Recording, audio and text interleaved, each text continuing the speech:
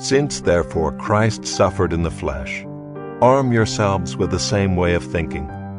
For whoever has suffered in the flesh has ceased from sin, so as to live for the rest of the time in the flesh, no longer for human passions, but for the will of God.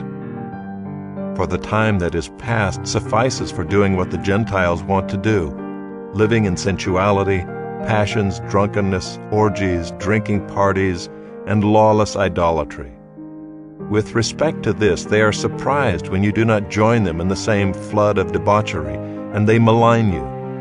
But they will give account to him who is ready to judge the living and the dead. For this is why the gospel was preached even to those who are dead, that though judged in the flesh the way people are, they might live in the Spirit the way God does.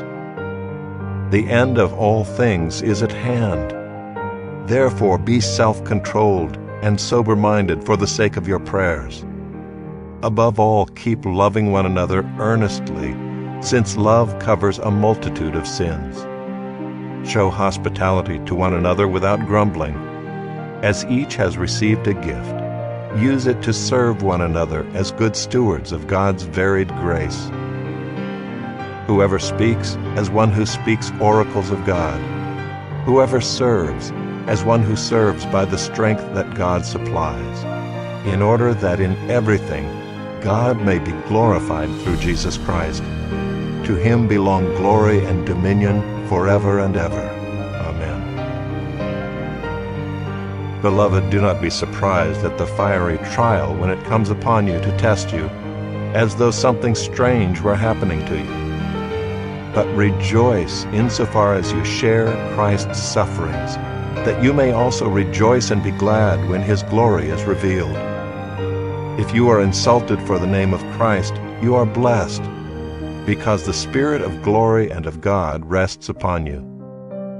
But let none of you suffer as a murderer or a thief or an evildoer or as a meddler. Yet if anyone suffers as a Christian, let him not be ashamed, but let him glorify God in that name. For it is time for judgment to begin at the household of God, and if it begins with us, what will be the outcome for those who do not obey the gospel of God? And if the righteous is scarcely saved, what will become of the ungodly and the sinner? Therefore let those who suffer according to God's will entrust their souls to a faithful Creator while doing good.